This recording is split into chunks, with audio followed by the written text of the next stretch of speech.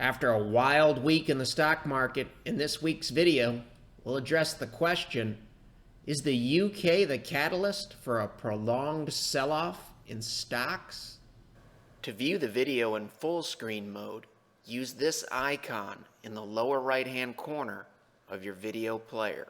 To improve the clarity of the charts, use this icon in the lower right-hand corner of your video player. When the next bear market comes is anybody's guess, but we do know one thing with 100% certainty. It is not a question of if there is going to be another bear market in U.S. stocks. It is simply a question of when. Therefore, let's cover some psychology. 2007 here, the stock market peaks in October and takes a significant leg down. When you're here, a lot of technical analysis will be telling you it looks like bad things are going to happen, and those bad things might include a bear market. If we fast forward, we'll begin to see how psychology makes it difficult to properly navigate during a bear market. This is March of 2008. This is the S&P 500 daily. When everybody is thinking about shorting in this area here and the charts look terrible and everyone is pessimistic, a rally inevitably ensues. A counter trend rally comes.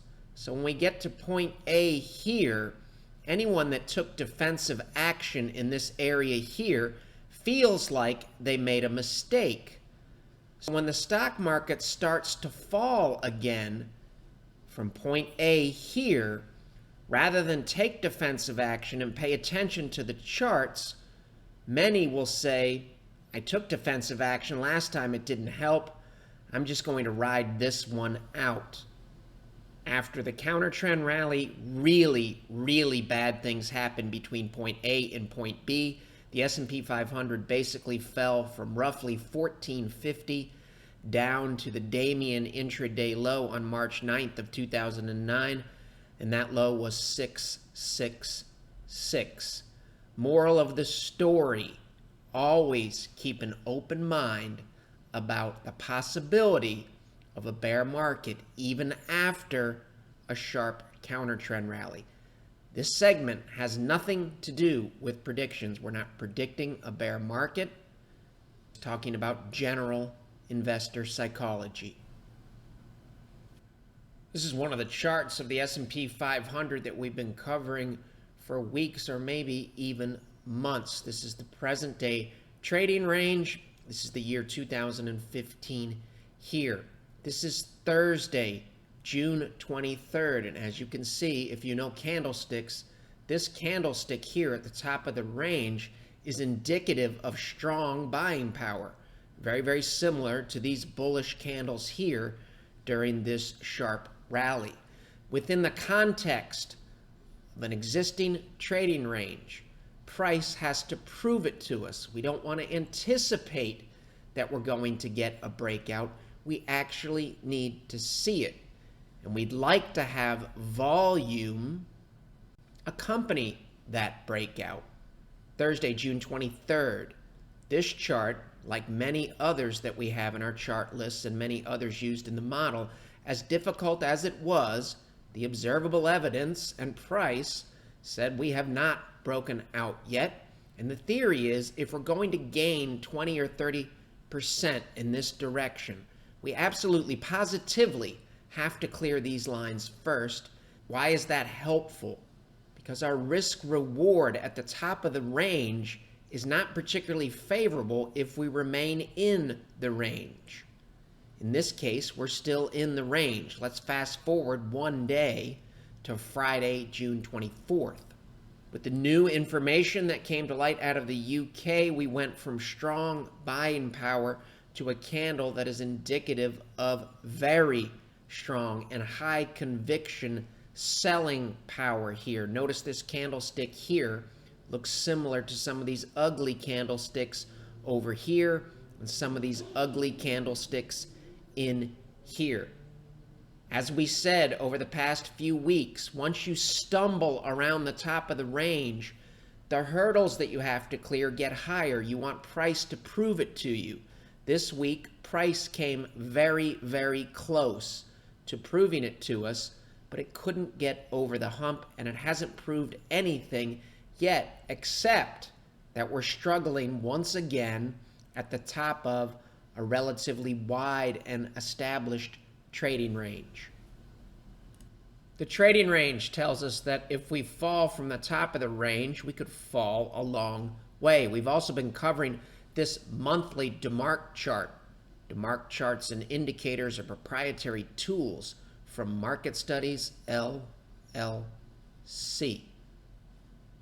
Point of the exercise here, 2075 on the monthly chart is basically an inflection point here. If we break to the upside, it wouldn't be out of the ordinary for the S&P 500 to move all the way to 2340. Conversely, if we break to the downside from the inflection point area in green, it wouldn't be out of the realm of reason for the S&P 500 to fall all the way to 1680. From an evidence perspective, DeMark also helped us from a trend perspective. Now we're looking at a daily DeMark chart. These lines here are another proprietary tool from Market Studies LLC. These are TDST lines. How do they help us? They help us with trends, basically. Do they always work? No, they're like any other indicator. They help us with probabilities. S&P 500 daily. When this line here turns solid as it is now, that tells us from a DeMark perspective that we have a trend change from an uptrend here. Now the probabilities say that we'll be in a downtrend. After we get the TDST qualified break, bad things happened. Here you can see we got a bullish break, and then good things didn't happen. Remember, these all speak to probabilities. We did go on to make higher highs after that. Notice right here, when the line turned solid and it was nailed down and qualified, that was early in 2016. This is January here. We have the same situation now. Is it possible that price rallies and this qualified break gets taken back? Under some instances, the answer is yes. But as of the close on Friday, post-Brexit, this is telling us that the probability of a trend reversal is higher today than it was even 1 day ago. The big reversal that occurred in stocks this week after the Brexit results were known made for a very difficult week, even if you were using charts. However, the charts also told us to be careful on Thursday, June 23rd, near the close. You can see we had not broken out of the recent range. We need to see it. It didn't occur. Volume was concerning on June 23rd. Before the results were known, we were clearly still in the trading range. We didn't break out.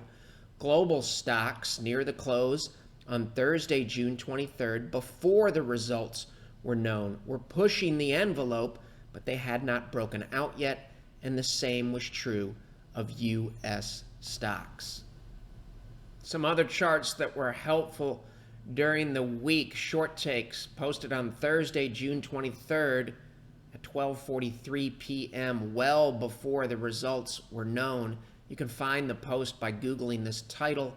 Here, what it basically said was materials, which is the reflation trade, was close to possibly breaking out, but it had not broken out yet, and it was near potential resistance. After this post, about 24 hours later, and after the market figured out it was wrong on Brexit, what happened to crude oil on Friday, June 24th? This fairly small text here, but on Friday, crude oil fell 5%, and right now it looks like the potential resistance shown in that post, for now, is still acting as resistance. Were there other aspects of technical analysis that were waving keep an open mind about all Brexit outcome flags prior to the results being known? The answer is yes. June 22nd, short takes post. Trading volume was waving yellow flags. Let's take that concept a step further, and what can we learn relative to what happened on Friday and what might happen next week. The main takeaway from that June 22nd post about volume was that we should be a little bit skeptical about the rally that had been taking place prior to Brexit because it occurred on low volume. Also, we said understand that higher volume reversals would increase our concerns. Was Friday, June 24th, a higher volume reversal? Let's look at that now. This is a daily chart of SPY, the S&P 500 ETF. We're going to compare volume during this short downtrend relative to an uptrend, a downtrend, an uptrend, and Friday. Block 1 here, where price dropped from point A to point B.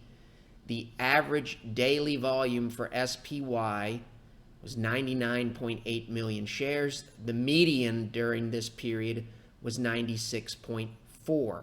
If you're a bull, you would like to see volume increase as we get near the top of the range, and we'd like to see average daily volume pick up relative to this sell-off.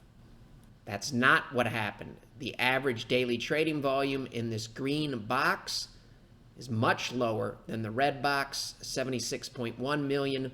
The median is even lower than that, 66.1 relative to 96.4. That's a huge percentage change between the two.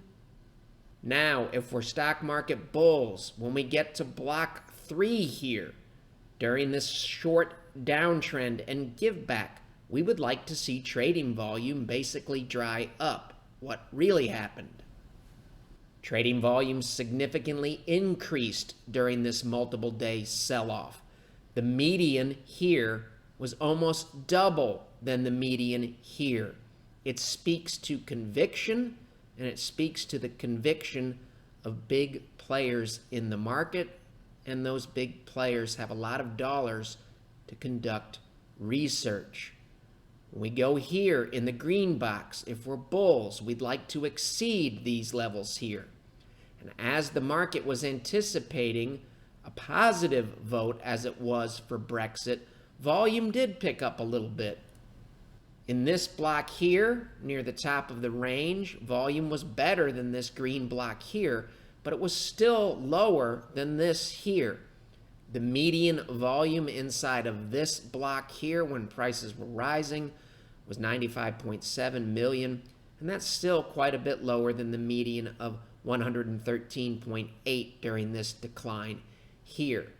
Now we had the big sell-off on Friday, June 24th, after the market figured out it was wrong on Brexit. What type of volume did we see relative to what we've seen recently for SPY? The answer is we saw a massive spike in volume on Friday, June 24th. The median here under 100 million, well under 100 million, a little over 100 million, under 100 million. 317 million shares traded in SPY when we had this sell-off. That is significant, and it speaks to conviction backing this possible reversal. How does it help us? It just tells us to respect this reversal until price can prove otherwise. One of the ways that price can prove it to us is to break out of the trading range on strong volume, which still may happen. And as always, we keep an open mind about all outcomes. Up-down volume was also very concerning on the sell-off. During the day, 90% of the volume on the NYSE was associated with declining issues. The NASDAQ, 93% of the volume was associated with declining issues. This is during the trading day on Friday. This is later in the day, and as you can see, it didn't improve into the close. It actually got worse. We said SPY sold off on strong volume on Friday, June 24th. How did defensive ETFs do from a percentage change and volume perspective? And how did market leaders, the reflation ETFs, do? Part of the battle here has been the winner list year to date includes deflation-friendly ETFs, such as TLT, and inflation or reflation or weak dollar-friendly ETFs, such as XLB and XLE. How did they fare from a price and volume perspective on June 24th? Gold had a great session on the 24th on incredibly strong volume, almost 3 times above normal. TLT had a nice gain on Friday the 24th when risk assets were selling off.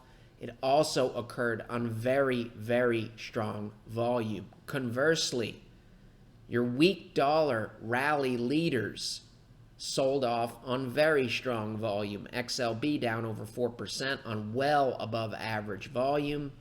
XLE down 3.5% plus on extremely strong trading volume relative to the average daily volume going back 3 months. Does this mean a new correction or bear market has started? Absolutely, positively no. It just speaks to conviction and it speaks to probabilities. Is there anything else that aligns with the possibility that we're near an inflection point? The answer is yes. This is the video title from Friday, June 10th, 2016. It talks about a sharp intra-week reversal. 2 out of the last 3 weeks, including this current week, have seen high volume, sharp reversals, where stocks started the week and went up on relatively low volume, and all the gains were given back, and stocks finished the week red, and the downward draft came on strong volume. That's telling us that markets are confused here, and we may be near an inflection point. One day they want to buy, the next day they want to sell. Let's check in on our long-term inflection point concept. 2007 here, here's an inflection point, bad things happened.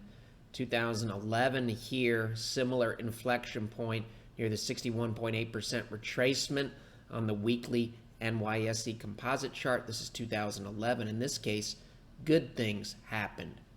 Big move, big move. This is the present day here. Let's zoom in.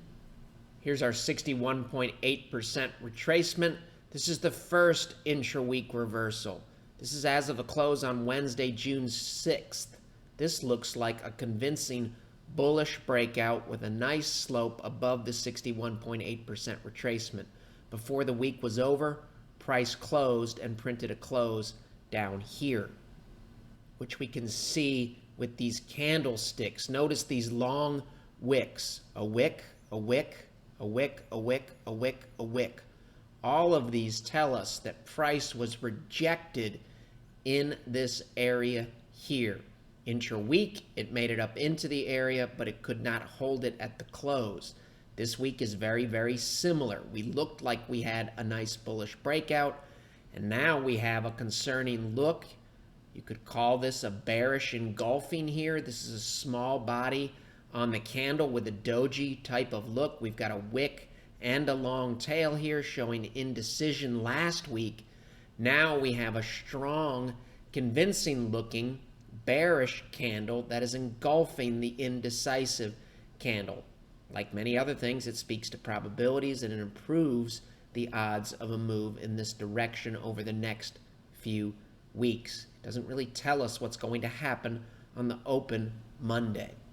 It's also noteworthy that the area that price is being rejected here, resistance, is also where we had the plunge in August of 2015. This was significant support here. What once was support may now act as resistance, and this is resistance until price can prove otherwise. That may happen, but we need to see it. It hasn't happened yet.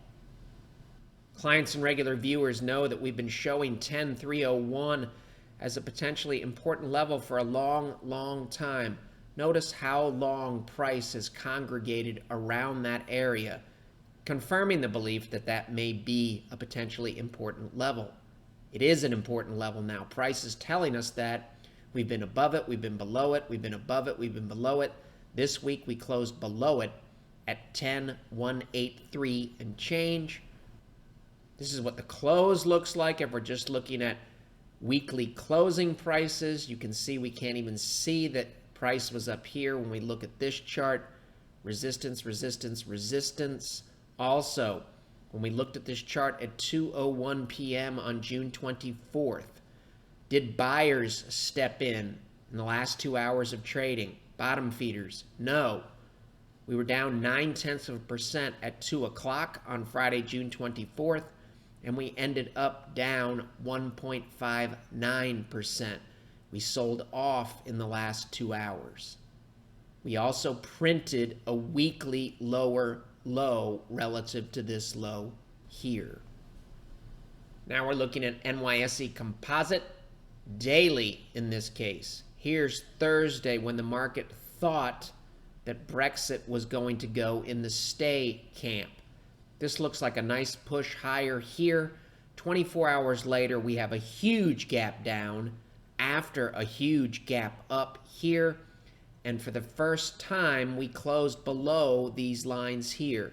You can see price rebounded in these cases. If we look at closing prices, we can see we closed below the lines for the first time since mid-May, and we also printed a lower low relative to this closing low here.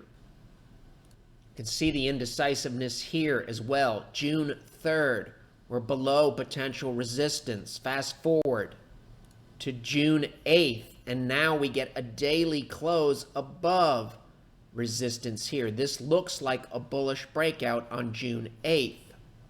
If we fast forward to the present day, this was a failed bullish breakout. Now it may act as resistance as well. And in this case this week, we were rejected once again in a very, very similar area here. And we did print a lower low on a closing basis relative to that low here. Until proven otherwise, these lines matter. From a bullish perspective, we would love to see price clear these lines and do it on convincing volume and with positive breadth. We've been saying we want price to prove something to us relative to the range. It really hasn't proved anything to us relative to this area here. We were in it on Thursday above these lines here. We gave them all back and printed a new closing level here. This is a lower low on a closing basis relative to this level here. S&P 500 daily from a prove it to us perspective would like to see a breakout, a sustained breakout above 2134 on the daily chart on strong volume with positive breadth. That still may happen. It has not happened yet, and this is a very, very ugly looking daily candlestick on Friday, June 24th. We remain in this long-term trading range until proven otherwise. This is the same look using a trend channel perspective. Once again, from a bullish perspective, price was unable to hold these levels here, and on Friday, June 24th, we closed below every single one of these lines. On this chart, this is Wednesday, June 8th. If you look closely, you can see a bullish breakout and a close above these lines here. And as we've covered, this turned out to be a failed bullish breakout. We gave it back. This week, we tried to clear the same level on Thursday. Remember, we said from our perspective and on our time frame, price didn't really prove much to us on Thursday, June 23rd. In fact, price closed right on this red line here on Thursday. We can't see the close because it's behind the line. And then, of course, we gave it back on Friday. This is the VIX as of May 27th. It pokes its head below this line. That looks bullish for equities, especially if it can hold down below this level here.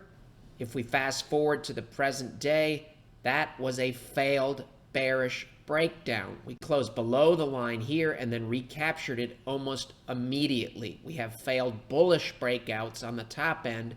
We can also have failed bearish breakdowns. It's 3:06 p.m. on Friday, June 24th. We're above the blue line that we've been watching, and the VIX broke out and is holding the breakout above 1633 on the daily chart of the VIX Fear Index. Markets are difficult. That's nothing particularly new. And they tend to be even more difficult when you get long-term topping patterns, which we may or may not be in now. Trading ranges can be difficult, especially if you're a trend follower. And these indecisive periods can be very, very frustrating and difficult. Global stocks, which reflects what's going on in Europe a little bit more intensely. This is the failed bullish breakout on Wednesday, June 8th. And if we fast forward to the present day, we can see intra-week. This is Thursday. This is the chart that we tweeted before the results were known for Brexit. Thankfully, we were fortunate and price did not clear hurdles on Thursday, June 23rd. And this is the ugly looking reversal on Friday, the 24th. This is still an indecisive look here, but it's concerning that this reversal occurred on such heavy volume. This is a NASDAQ daily as of Wednesday, June 8th. We were trying to take that year-end gap. This is the beginning of the year we gapped down. The NASDAQ has made 2 attempts to fill that gap and recapture it and push higher. If we fast forward, you can see the second attempt here was also rejected. And now on Friday, June 24th, unlike this retest of the blue line here that was successful, this retest failed and we closed below the blue line. The broad Wilshire 5000 index weekly, you can see on Thursday, June 23rd, before Brexit results were official and released, we have a nice looking, strong and confident looking candle here, trying to clear potential resistance. Thankfully, on Thursday, we had not cleared resistance yet. And if we fast forward to Friday, remember this is a weekly candlestick. This is the intra-week look. This is what it looks like on Thursday. It doesn't yet include what happened on Friday. Look how much this candle changed between Thursday and Friday. This is the same candle here. Now we have 3 weeks in a row with concerning looking weekly candlesticks. Price was rejected here. This is a long wick. We have a wick here and a very long wick here. Similar situation here, Friday, June 24th. The model tracks numerous risk-on, risk-off ratios. This is one of them, SPY, relative to a diversified basket of bonds, or AGG in the ETF world. June 24th. Resistance in this general area where the blue line was. On Thursday, we have a confident look. We close at the highs for the ratio, and we look like we might challenge these lines here after the Brexit vote. The market didn't get the outcome it was expecting, and instead of moving in this direction, we closed below this dotted blue line here. An RSI for this chart closed below 50. This chart actually is in the white space now, improving the probability of it filling that white space. It doesn't always fill white space. Remember last week we covered some of the risk-on, risk-off ratios tracked by the CCM market model. This is last week. This is Friday, June 17th. This is risk-on versus risk-off, stocks versus bonds, or AGG in the ETF world. This was our indecisive look that we had last week. Price was below the faster moving averages, but above the slower moving averages here, sitting basically right in the middle. If we fast forward to the close on Thursday, when the market was anticipating a stay in the EU outcome on Brexit, you can see we closed above all of the moving averages here, and these moving averages were turning up. We were also still in, on Thursday, a trading range. Thankfully, this chart did not break out to the upside. We need to see price prove it to us, which it did not do on this chart on Thursday. Notice, price is above every single moving average on this chart on Thursday. On Friday, unbelievably, it closed below all of the moving averages. This also aligns with our inflection point theory. Risk on versus risk off has been battling basically since early to mid-March. Price couldn't prove it, or the ratio couldn't prove it up here, but it has proven it, at least from an observable evidence perspective and a probability perspective. We've broken out of this trading range, and we broke to the downside. Does that mean we're going to fall further in this direction? Doesn't mean that at all. It just increases the probability that this ratio will fall again, as it did here when it broke support. This chart here is one of the reasons why the model has been skeptical of the entire rally. Why?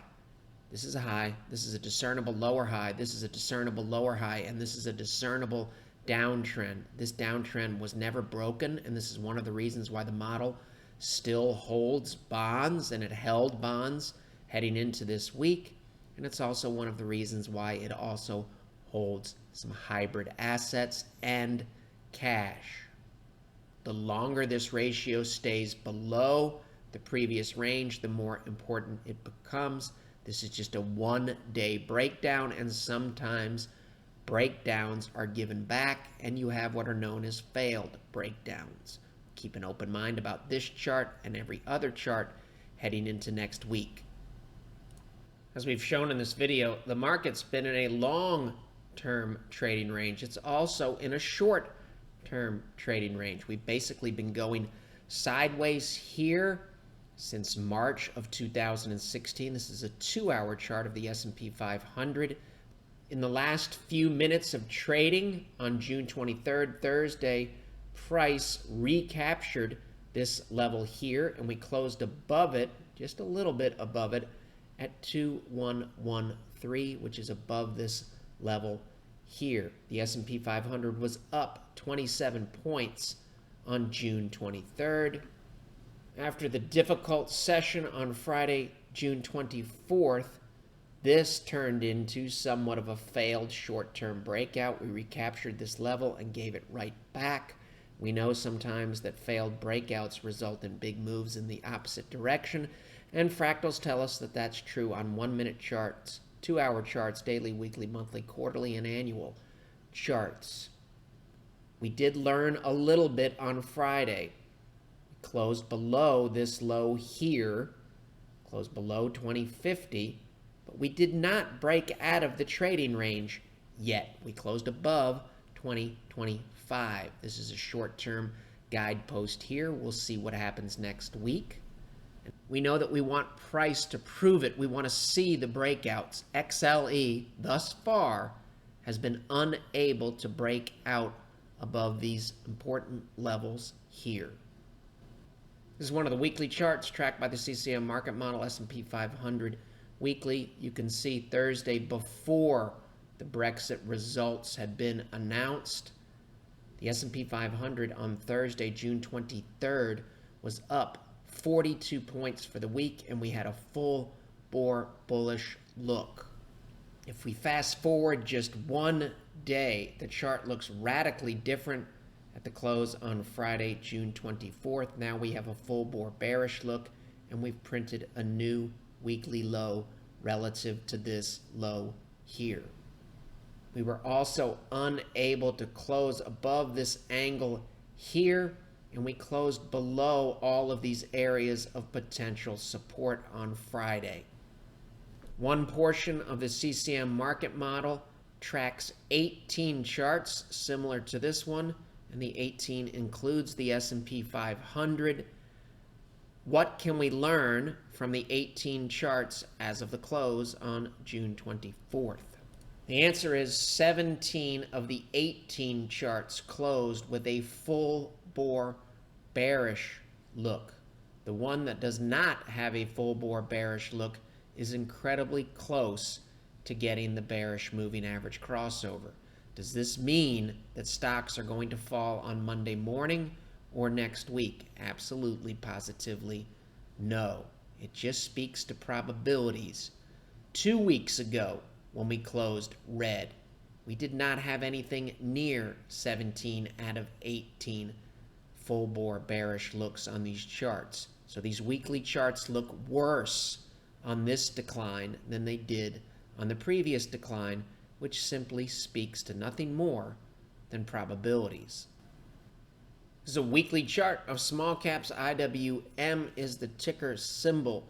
You can see on Wednesday, June 8th, we had a bullish breakout, a convincing bullish breakout. These are nice looking candlesticks here above what had been prior resistance on the weekly chart. This is an intra-week candlestick. If we fast forward to the end of the week, we went from this nice looking and confident looking candlestick to a very indecisive looking candlestick at the end of the week. This candlestick looks quite a bit worse than what we had on Wednesday. Small caps looked like they were trying to resume this uptrend here and hold this breakout here on Thursday, June 23rd. Not a bad looking candlestick here. The body is above this candlestick. This is on a Thursday, and as we know, weekly charts, the look of them on a Thursday or Wednesday, a Tuesday, a Monday can be quite a bit different than how they finished the week out. We also have somewhat of a bearish engulfing look here. Probably not textbook, but the concepts apply. A big body, a small body, and this body for the most part engulfs this body here. That can increase bearish probabilities. Contrast the look of these three candles here to the look intra-week here. This candle is an intra-week look. This is what it turned into, and these are the last 2 weeks. Also on Friday, June 24th, IWM's reversal occurred on extremely strong volume. It normally trades about 28 million shares a day. It traded more than double that at 67 million. Why do we always talk about maintaining maximum flexibility? Because when we're looking at charts, charts are assessing probabilities on multiple time frames based upon all the known information. This week, we saw an example of what charts do when new information comes to light. Brexit. We said the wild card is if the markets are wrong. The markets were clearly anticipating a stay vote. Could the markets be wrong? Sure, the markets can be wrong. We wrote on June 21st, a few days before the Brexit vote. You can Google the title to find it. Large and sustained moves in markets come when markets are caught off guard and have to reprice for an unexpected outcome. This sentence here is exactly what happened on Friday, June 24th. Therefore, on June 21st, we knew that the leave the EU outcome had a much greater probability of producing a significant and sustained move, which means on Thursday, and the futures reflected this, when the futures opened and we had an exit poll that said the stay side won, S&P 500 futures opened up 9 points. Hardly a big move when we had some news confirming it. Contrast that with the massive move that we had when we had to reprice for an unexpected outcome. The market will be getting new information next week, just as it did on Friday, June 24th. Therefore, as always, it will be important to understand that the market model, the hard data, the risk-on, risk-off ratios, price, volume, and the ranges will get us in the right place if we monitor the markets with a flexible, unbiased, and open mind. How do we track all of this and convert it into a usable and actionable format in a reasonable amount of time? The submodels, we answer binary questions, some of them manually done, some of them programmed in Excel, and we also enter in unbiased and hard data. The submodels allow us to get a handle on the market's current profile, and the master CCM market model then looks at the current profile, compares it to past profiles, and recommends a prudent allocation between risk assets such as stocks and conservative assets such as bonds. Conservative assets can consist of cash, bonds, currencies, or any number of investment options. If you'd like to learn more about the market model or our money management services, you can visit our website, follow along on Twitter, Facebook, read our blog short takes, or watch past videos on the Shavaco Capital channel on YouTube.